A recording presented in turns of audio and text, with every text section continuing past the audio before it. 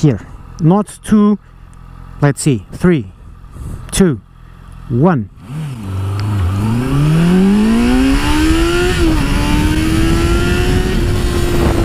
Haha. That would have been nice. And brake. Could have done that much better.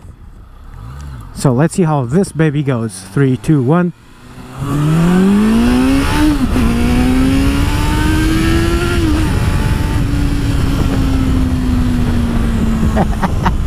This engine's nice.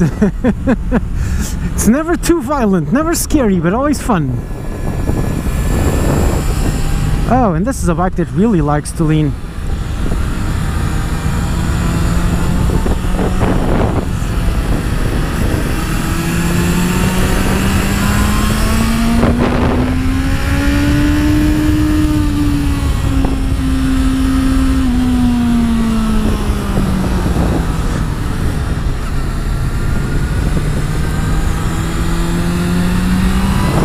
Feels real nice.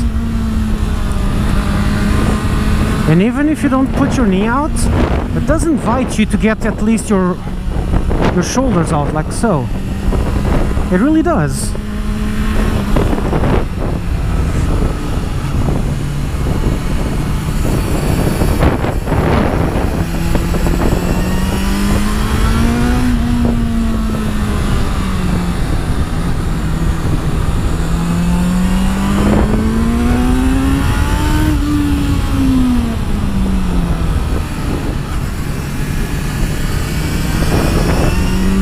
Man, this feels good.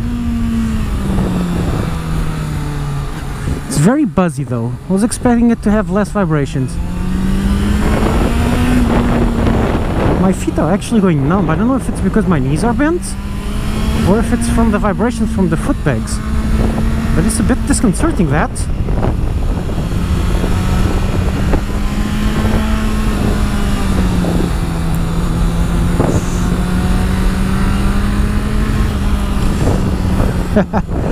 That ended way too soon. But yeah, this is a fun bike. It is a proper sports bike.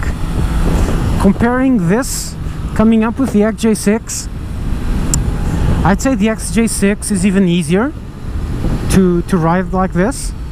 The clip-ons make it so that you do need to know what you're doing more than you need on the XJ6. So even though Honda says this is beginner friendly, I'd say beginner friendly-ish. Not a good first bike, but a good second one. Say you have a CBR 250, you upgrade to this, you'll be happy.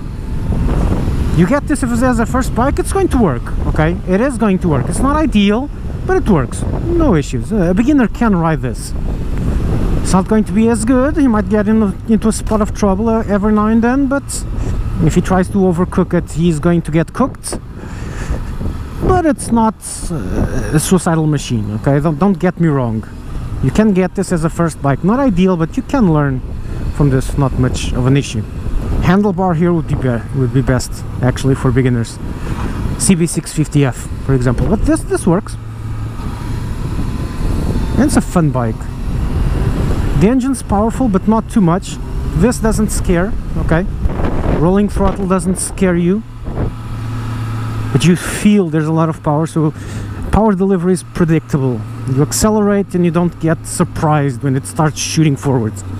Unless you're at high revs, at which time the engine screaming and the bike vibrating will tell you it's going to be a bit more violent.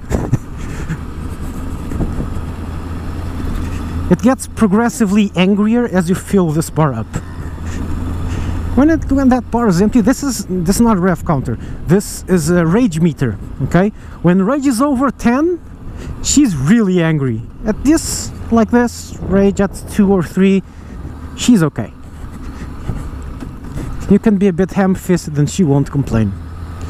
You are a bit ham-fisted at full rage bar, you're gonna get burned. Although this riding position is a bit tiresome for commuting for long periods, because my wrists are beginning to hurt, my back was beginning to hurt. I'm not used to it, but this does require some use. However, you get into an empty road and you do this and all is good with the world again.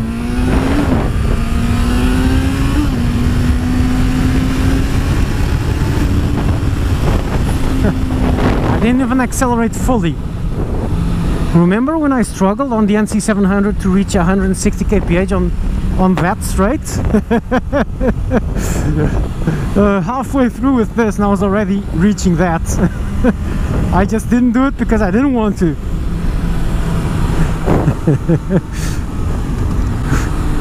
So yeah, comparing engines, this is clearly superior to the XJ6 in the engine department. Okay, there's no denying it's got, I think it's 10 more horsepower, a lot more torque, well not a lot, a bit more torque throughout the whole rev range. It's got 50 more cc's, so that's kind of to be expected. Fuel consumption is supposedly slightly lower, even though I'm doing a terrible mileage on it. So engine wise, it beats the XJ6, there's no denying. Looks wise, I think it's also prettier, but I'll wait for tomorrow to decide on that. Quality wise, I'd say on par. Perhaps, I've noticed a few tiny defects, perhaps slightly inferior, but I'll just put it on par, okay?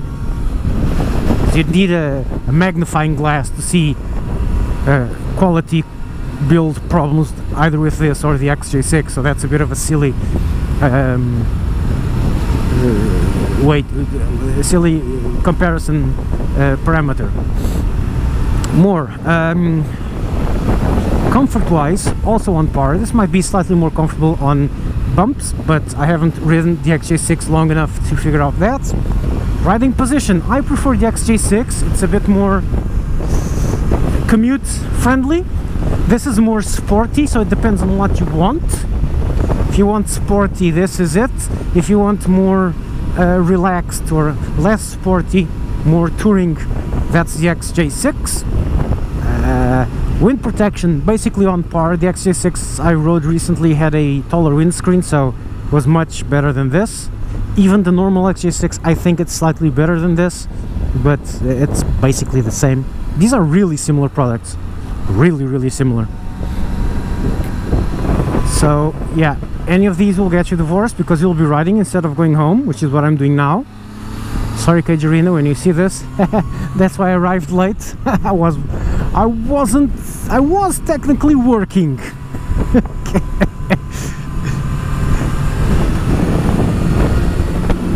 Handling, I'd also have to say on par. The XJ6 is, and I felt that almost immediately, nimbler. It's easier on the XJ6 to do this. This requires a lot of force, and it's really fighting me. Okay, I'll try to do this at a slower pace.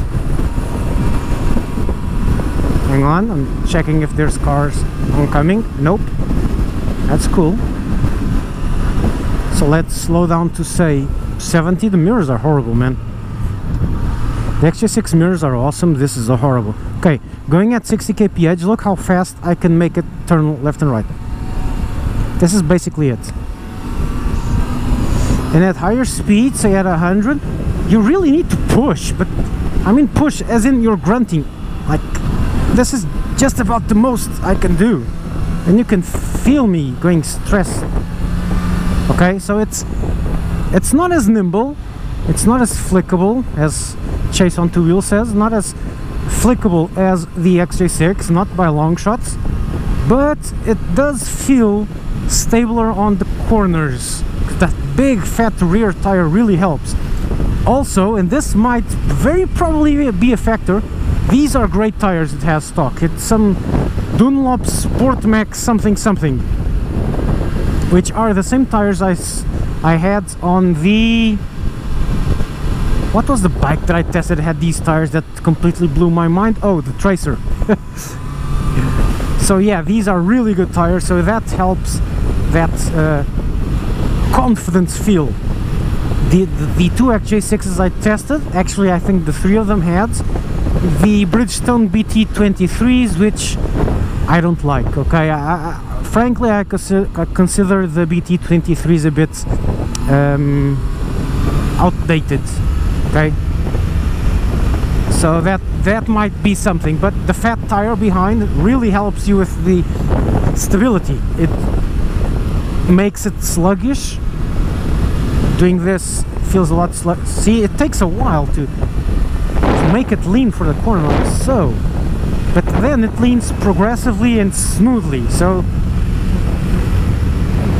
it's a good thing, bad thing. Okay, the XJ6 is a bit crisper going in. With the XJ6 you just go boom, I'm in. This one takes a bit more, but then the bike feels a bit less stable. Not unstable, less stable. Both are great, don't get me wrong. Both are really awesome machines, so it's really hard to differentiate between the two. I'd say the XJ6 is more fun and more commuter friendly. This is, well, saying this is less fun is a bit stupid, because it's not. It's the engine's more fun on this, I'd say, and riding fast feels really nice. Not as fun, you're not smiling, but you're more like serious, like going, yeah, I'm going really fast. Yeah? Am I making myself clear? Am I making any sort of sense? How about you get the frack out of my way? Am I making any kind of sense? I mean, like, with the XJ6 you're laughing all the way, you're smiling all the way. It really puts a smile to your face. This, it's more like a serious expression, like, okay, let's focus and do this really perfectly. It's more that kind of machine. It's not like it's less fun, it's less hilarious. Well, I guess I made my point already. So yeah, they're different products. They're very similar, they're direct competitors, but they're just ever so slightly different. Which one would I choose? Now that's difficult. I like the looks on this better. I prefer the dash on the XJ6. I prefer the handling of the XJ6, but I really like the extra stability on this one. I prefer this engine, but all of these preferences are really slight, and to make matters worse, in Portugal the price is basically the same, which makes the Honda gain a few extra points, because Yamaha is charging about the same for a bike that's like 5 years old and Honda isn't. Okay, granted, you probably will get a bigger discount on Yamaha if you go to the Yamaha dealership, but and then it depends radically on countries, because I've read guys from their country saying, oh, the Honda is like 1,000 euros more expensive, and guys from also in Europe saying, oh, the Honda is about 1,000 euros cheaper. So so it depends. I am comparing both full-fared ABS versions. Okay, here it's about the same price, but apparently it depends from country to country, which is pretty odd. When are we going to have a true European market for vehicles? I'd like to see that one day. Yeah, so it depends. I don't know. There's another thing for me which might make me gravitate toward the XJ6, would be that the XJ6 with a top case doesn't look too weird. Okay, this one does. This looks like a track bike, but it's actually a more commuter bike. The XJ6 looks a bit less like a track bike, and so with the top case it doesn't seem weird. With the top case in two panniers, the XJ6 looks like a touring bike. This would just look silly, so there's that. Also, the XJ6 also surrenders some details, especially on the rear. The exhaust is prettier on this one. The swing arm on this one is just beautiful, and the XJ6 is just a square, just like like the NC700. It's clearly a budget swing arm. This isn't. This is a beautifully machined swing arm. And yeah, there's those little details. It shows that it is a bike designed 5 years ago versus this one, which was designed last year or so. So yeah, that's the comparison of the two. About it. Out!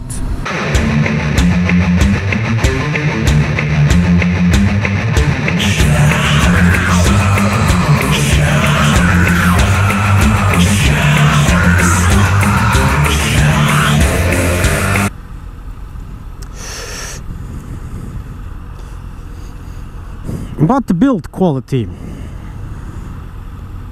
I have found a few details I don't like. I don't like this dash that doesn't quite fit correctly. This is also a bit odd. So there are a few details. It's a bit nitpicking, but there are a few details that seem a bit out of place on a Honda. The tail also has a few panels that don't quite connect. So these seams here are just not usual for a Honda. So that's a bit odd. Vibrations are also a bit odd. I arrived at work today with my hands numb, with the pins and needles feel on my hands and feet because of vibrations through the handlebars and the feet. It's nothing that you can't get used to, okay? It's nothing that's disastrous, but it's little details that count. But all in all, it is a cracking bike. Well, that it is. Technically, mechanically, it's a fantastic bike. Then there's just tiny little details. And for commuting, the XJ6 is a better choice. It's more comfortable, it's less leaned over.